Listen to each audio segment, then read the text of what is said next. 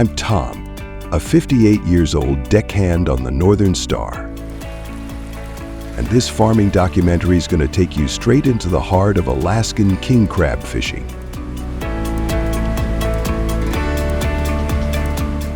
Forget the glamour. This is raw, dangerous work on the Bering Sea, where me, my son Jake, and our crew fight storms and quotas to haul in crabs that feed America.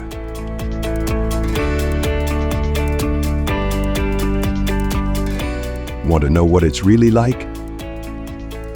Hop aboard, and I'll show you the grit, the crabs, and why this life's worth every freezing wave.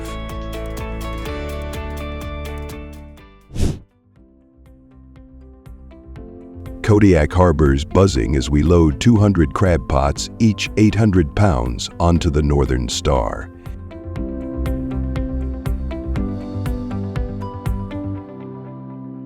In this farming documentary, you'll see the tricks we use, like never stinting on herring bait,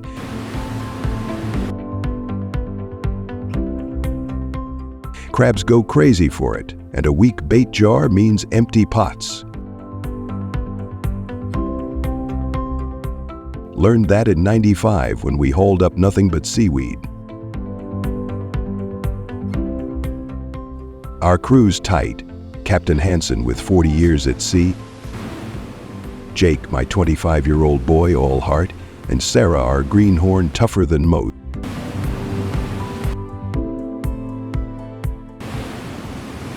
We're a family living on coffee and grit for 3 months, part of a $200 million 0-cents industry that keeps Alaska alive.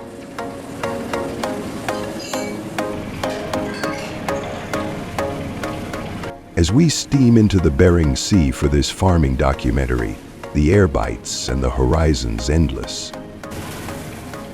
This fishery's a beast, but it's struggling.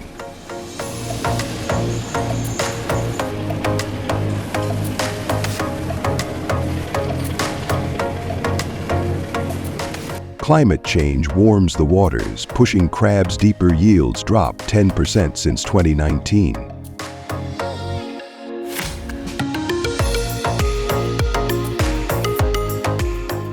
Fuel costs hit hard, doubled since COVID, burning $5,000 0 cents a day.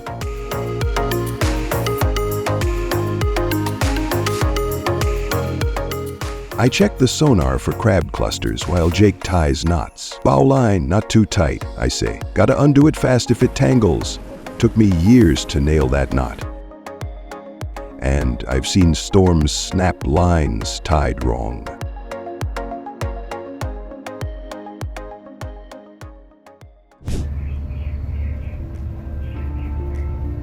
Three weeks in, this farming documentary gets real.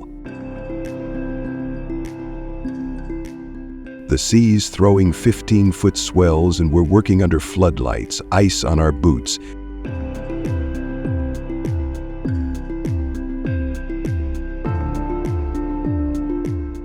Dropping pots is a gamble. You sink 'em where the sonar pings, let 'em soak 24 hours and hope.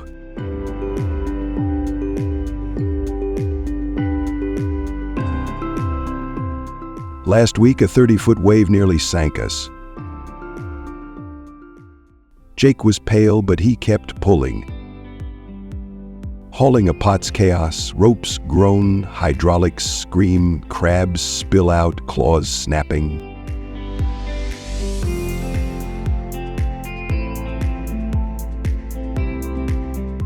A good pot's got 206 pounders, bright red and feisty.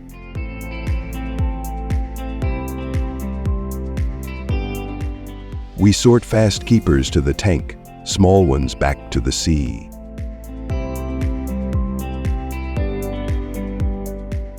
Alaska's quotas are strict, only 8 million pounds allowed this year.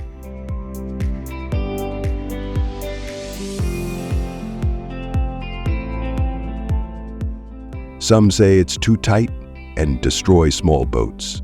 Others say it saves the stock.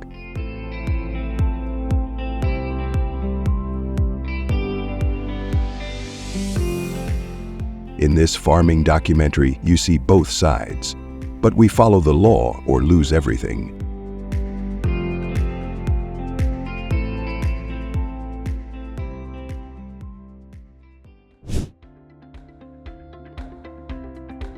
Trade wars hurt us too. In 2018, China's tariffs cut 20% of our market.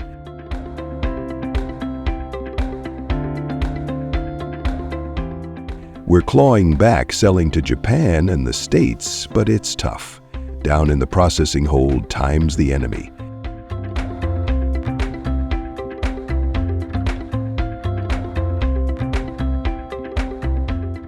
Crabs gotta be cleaned and frozen fast. Our cryogenic freezer, showcased in this farming documentary, locks in flavor for months.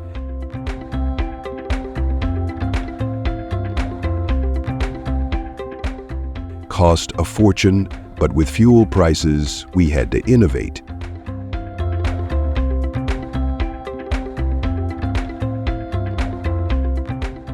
We're testing a hybrid engine, cutting fuel use by 20%. That's how we stay afloat.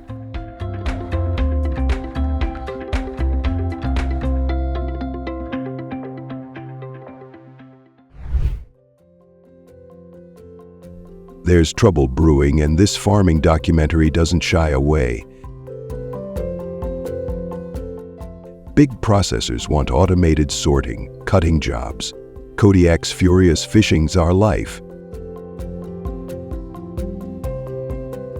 I see why they want machines. They're cheaper. But nothing beats a human eye for picking prime crabs.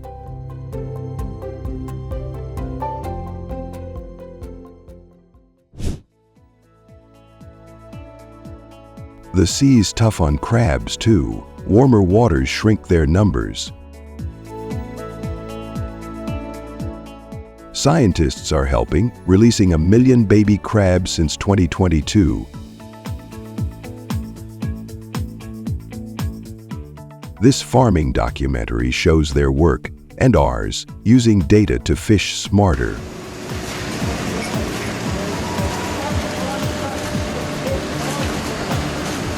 Captain Hansen pulls up charts on his tablet, tracking crab movements.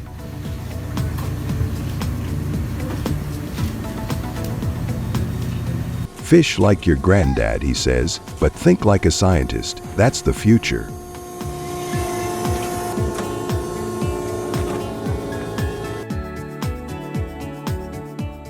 I tell Jake, respect the sea. Check weather charts twice. Never skip safety drills.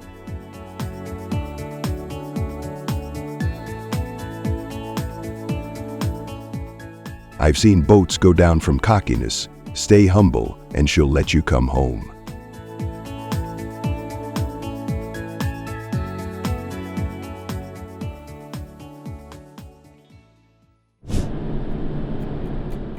After 3 months, we're beat but proud. This farming documentary ends with a win. 100 tons of crab, no injuries.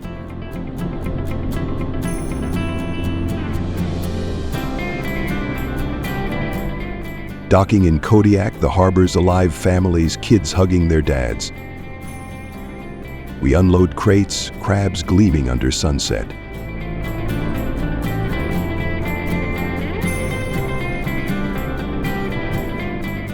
Over a feast on deck, we crack open a few, butter dripping, and it's pure satisfaction.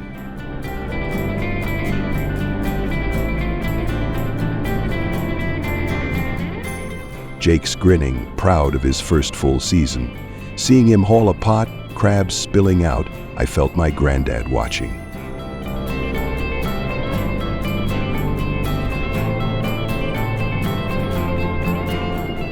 This farming documentary ain't just about crabs. It's about feeding folks, keeping our town alive, passing down what matters.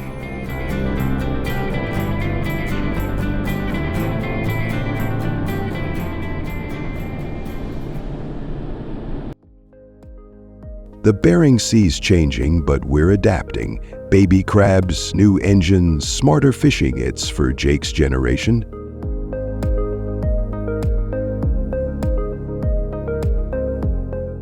We argue quotas, machines, tariffs, but we're together.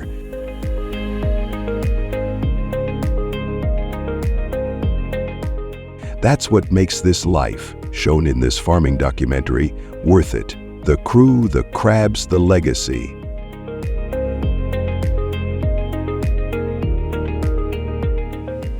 Ever tasted king crab? Got a story? I'd love to hear it.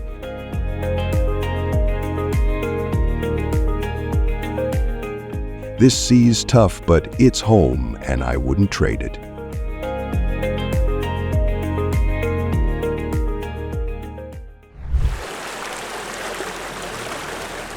However, processing factories are finding innovative ways to turn this challenge into an opportunity.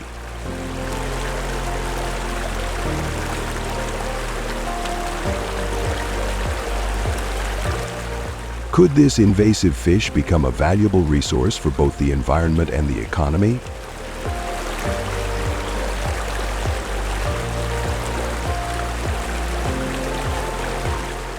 In the next section, we explore how the culinary industry is making use of Asian carp and what it means for the future.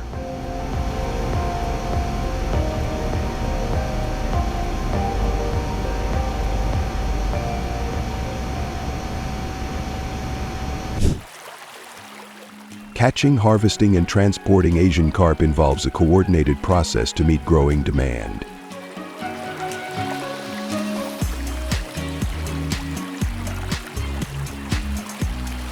Each year, around 50 million pounds of Asian carp are captured using methods like gill nets, seines, and electric fishing, primarily in the Illinois and Mississippi rivers.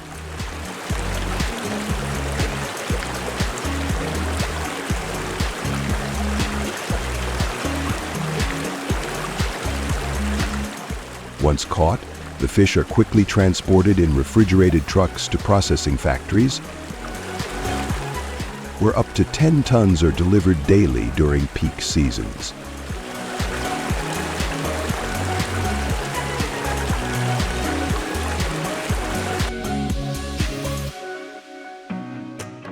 Or local communities near the Great Lakes region appreciate the income generated from these operations, with many fishermen noting the economic benefits.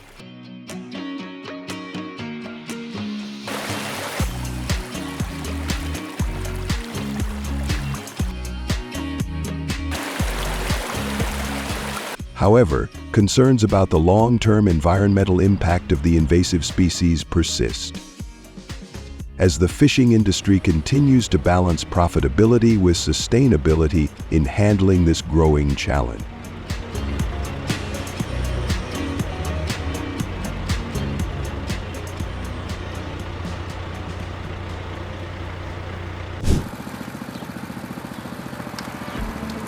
In processing factories, preparing carp for smoking involves several meticulous steps to ensure quality and safety.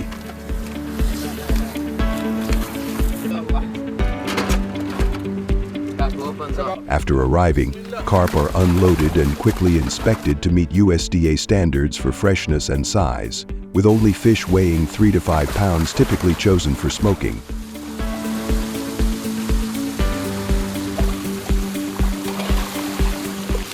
The fish are then gutted, scaled, and cleaned by skilled workers, often in batches of up to 1,000 fish per day.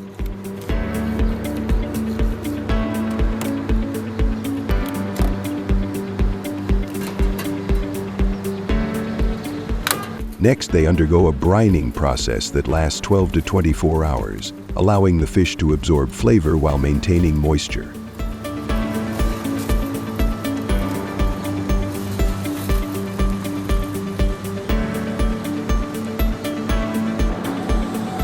Official reports indicate that the average yield from each carp is 60 to 70% after processing.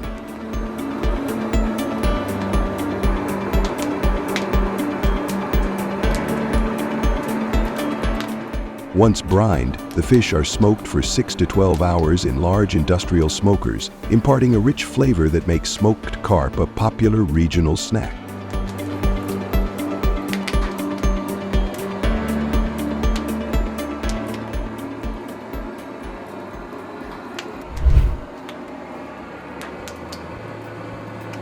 In the processing factory, preparing the stove for smoking carp involves selecting the right wood and maintaining precise temperatures.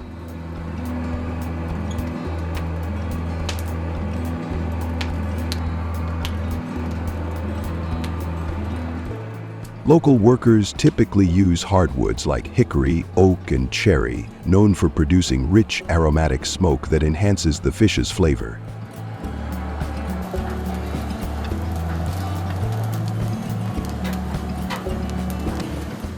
The wood is carefully dried and aged to ensure the best quality smoke.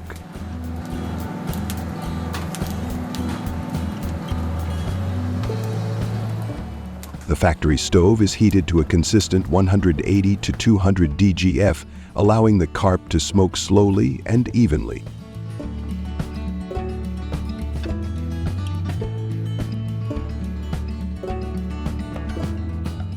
The final smoked carp product is highly regarded for its tender texture, smoky aroma, and balanced flavor, with local reviews praising its rich taste, making it a favorite regional snack.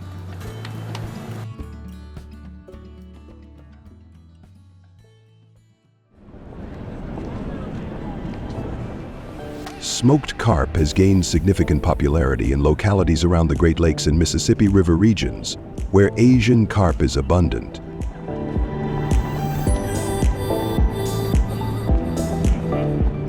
In fact, approximately 10 million pounds of smoked carp are produced annually in processing factories across these areas.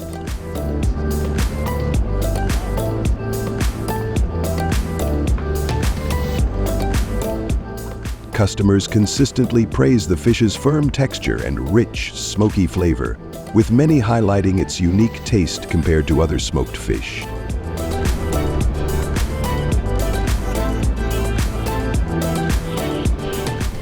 Despite the invasive nature of Asian carp, the growing interest in smoked carp offers both a culinary solution and a new economic opportunity for these regions, with many seeing it as an eco-friendly alternative to traditional fish sources.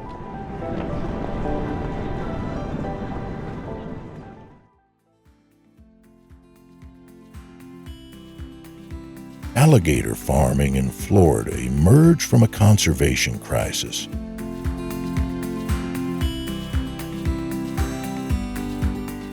By the 1960s, overhunting had slashed American alligator populations, landing them on the endangered species list in 1967.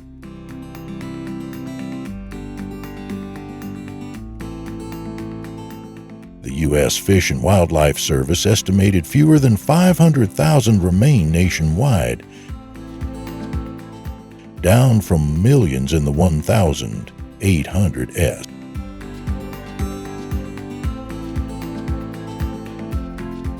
In response, Florida legalized farming in 1988, allowing ranchers to collect wild eggs under strict permits.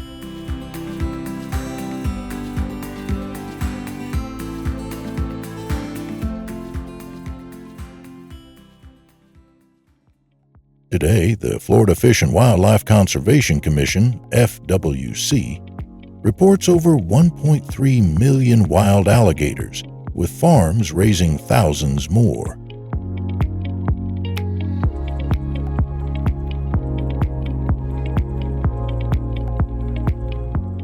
This shift, driven by swamp harvests and processing factories, saved a species and built an industry.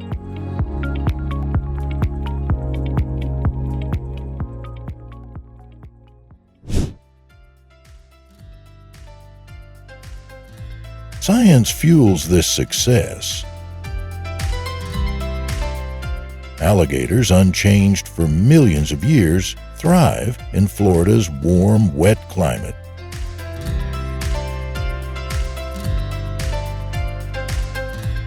A 2018 University of Florida study found farm-raised alligators grow to 6 feet in about 18 to 24 months, faster than wild ones thanks to controlled feeding, often poultry scraps.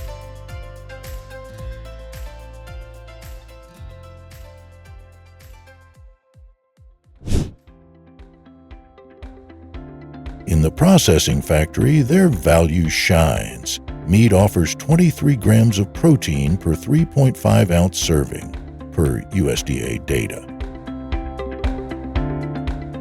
And hides boast a tough, flexible scale pattern.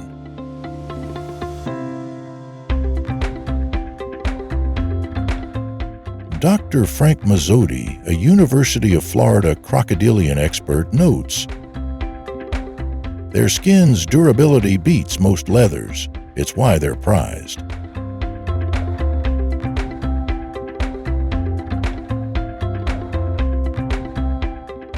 Ever wondered how science turns a swamp beast into a resource? It's all in biology.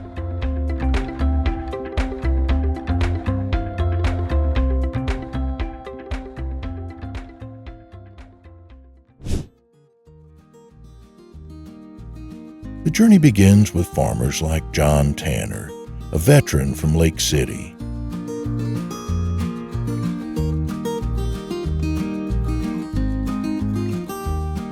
"It's not for the faint-hearted," he says, recalling a 10-foot gator nearly capsizing his airboat during egg collection.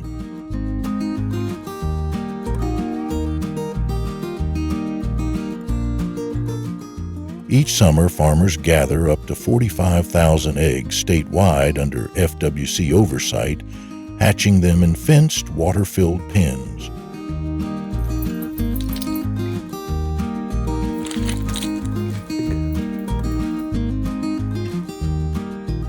The work is risky. An FWC report logged 14 farm injuries in 2021, mostly minor bites or bruises.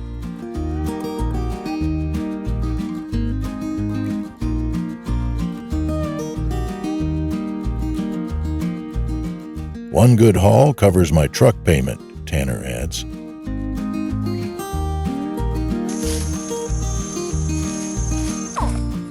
These hatchlings grow fast, destined for the processing factory. What would you be brave for a gig like that?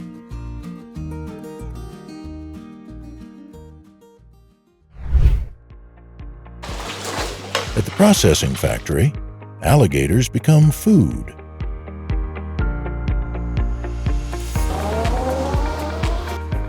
Facilities like those in Homestead skin and butcher with efficiency.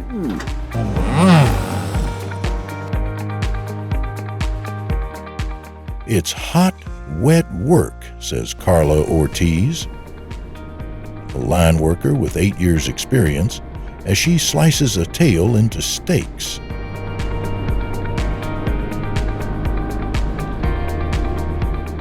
The meat, mild, slightly chewy, sells for $12 to $15 per pound, with Florida producing about 250,000 pounds yearly, per industry estimates.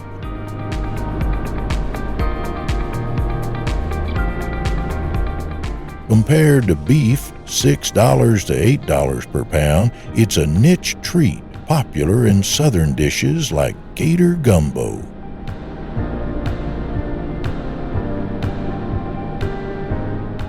"Folks love the novelty," Ortiz says.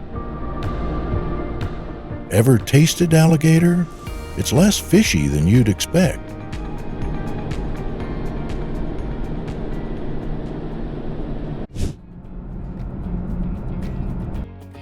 The processing factory also transforms hides into luxury.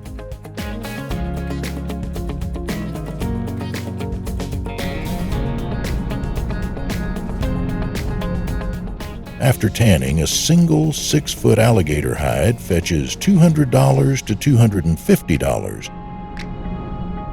According to a 2022 Louisiana Department of Wildlife and Fisheries report, a close analog as Florida data aligns,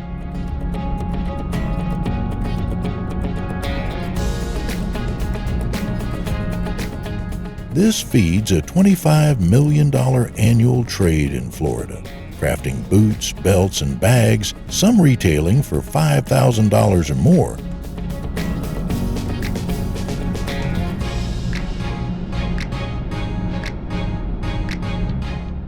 Hide pays for a week's labor, says factory supervisor Mike Dukes, showing a polished brown skin.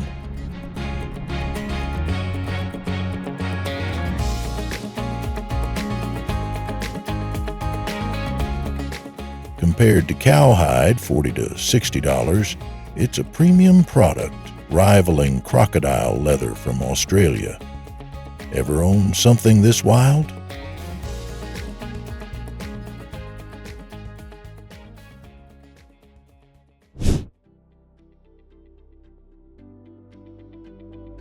Not everyone sees it as glamorous. Conservationist Laura Evans, who tracks wild gators, cautions farming helps, but wild habitats need protection too.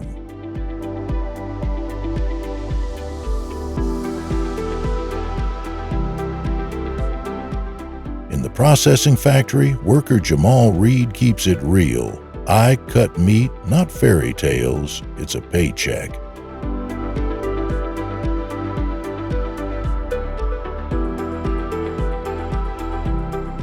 For Tanner, it's deeper. My dad hunted 'em, now I farm 'em. His family, he says.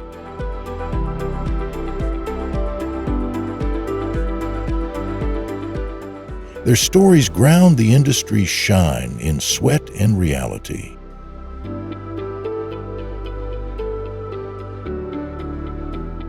Whose take hits home for you?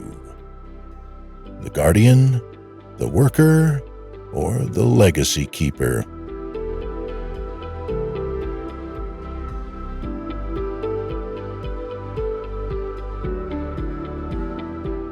From swamp to trade, Florida's alligator industry is a tale of resilience and reinvention.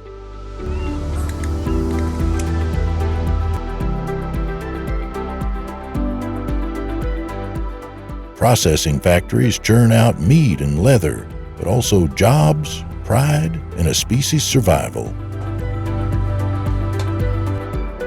With wild populations steady and farms producing, it's a model of balance.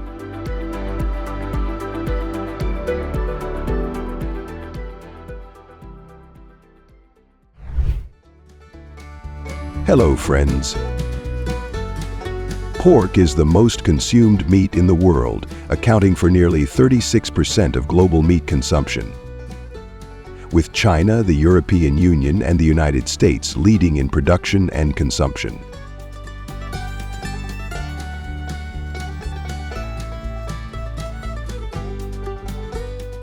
It provides essential protein for billions of people, making it a cornerstone of food security.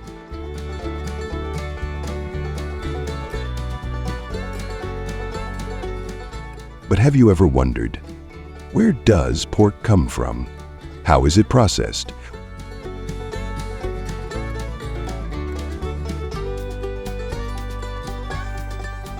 What role does technology play in ensuring a stable, safe, and high-quality supply?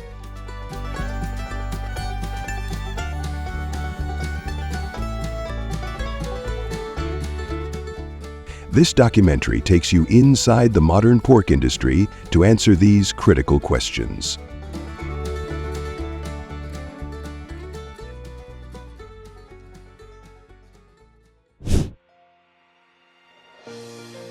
On modern high-tech pig farms, efficiency and animal welfare are top priorities.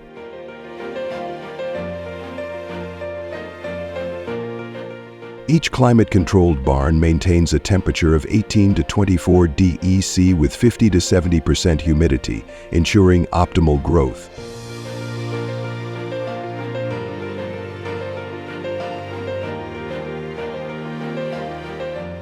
Automated feeding systems precisely dispense diets developed by nutritionists, balanced with protein 14 to 18%, energy and essential minerals.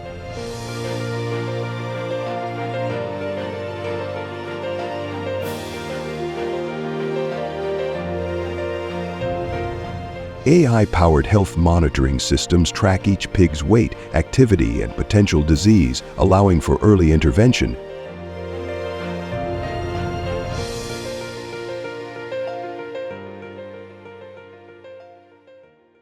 Farmers and veterinarians conduct regular health checks, vaccinate against common diseases such as PRRS and swine flu, and apply strict biosecurity measures to prevent disease outbreaks.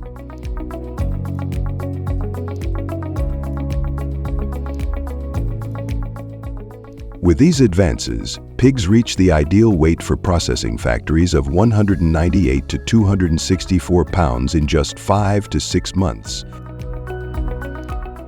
increasing productivity while ensuring safe, high-quality pork for global consumption.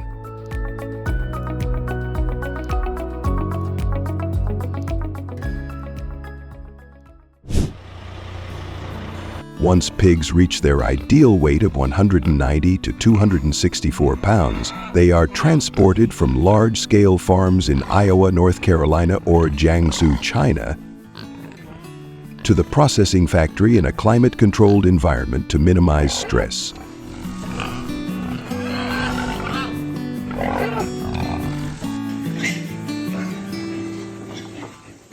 Specially designed ventilated trucks maintain temperatures of 10 to 15 DEC, while non-slip flooring and gentle loading ramps under 20 DEG incline prevent injuries.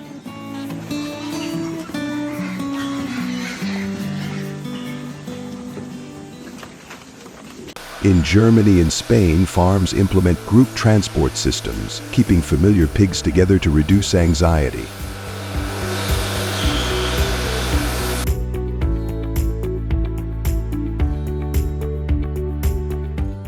Some routes include rest stations, allowing pigs to recover before reaching facilities like Smithfield Foods Processing Factory in the US or WH Group's plants in China.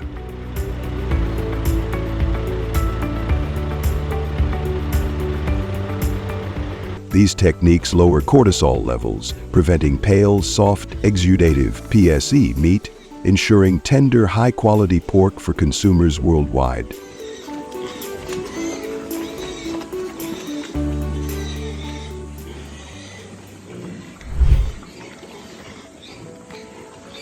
Inside a modern pork processing factory, workers and advanced machinery operate together to ensure efficiency, hygiene, and precision.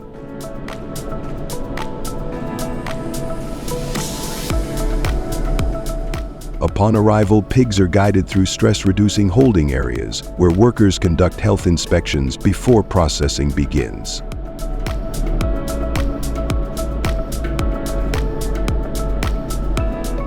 Using CO2 stunning chambers or low-voltage electrical methods, trained staff ensure a painless and humane procedure.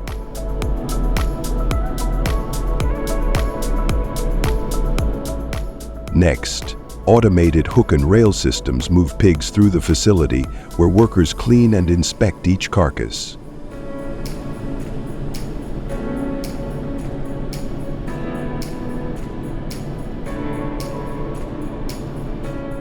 Skilled butchers use high-speed mechanical knives to separate loin, ribs, and pork belly, while quality control teams check for imperfections.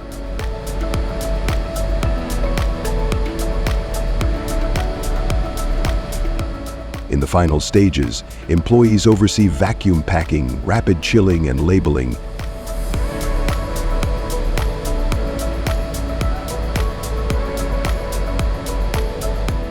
ensuring the meat meets HACCP and USDA food safety standards before distribution to markets worldwide.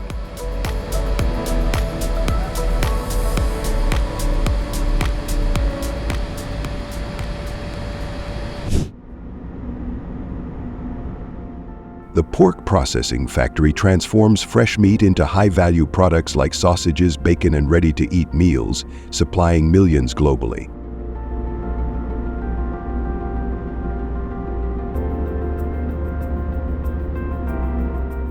Sausage production starts with grinding pork to 0.12 to 0.2 inches, mixing it with spices, and stuffing it into casings at 440 to 1,100 L/hour.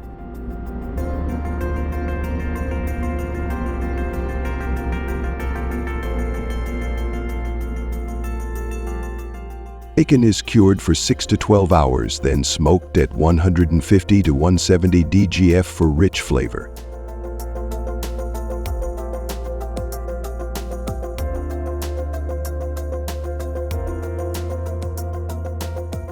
To ensure safety, products undergo high-temperature sterilization, 250 DGF for 3 to 5 minutes, or blast freezing at -40 DGF.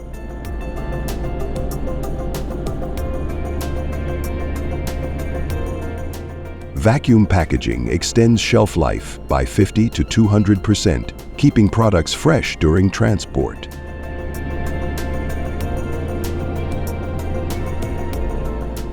With strict HACCP controls, every step ensures quality, efficiency, and food safety, meeting growing global demand.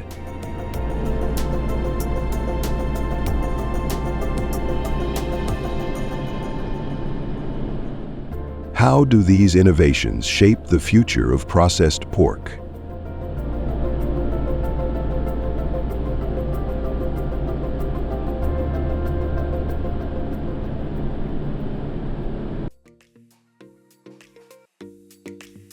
Pork reaches consumers around the world through a network of state-of-the-art cold storage facilities, ensuring freshness and food safety from farm to table.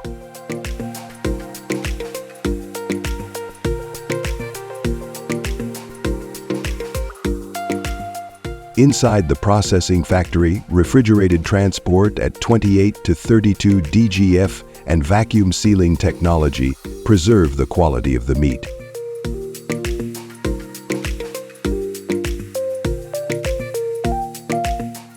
The industry is pushing for sustainability, reducing waste, and improving efficiency.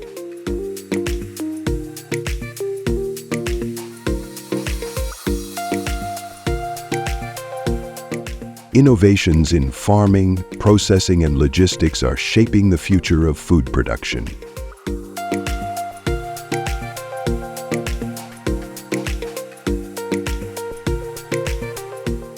If you enjoyed this behind-the-scenes look, don't forget to like, share, and subscribe for more insights into the world's largest food industry.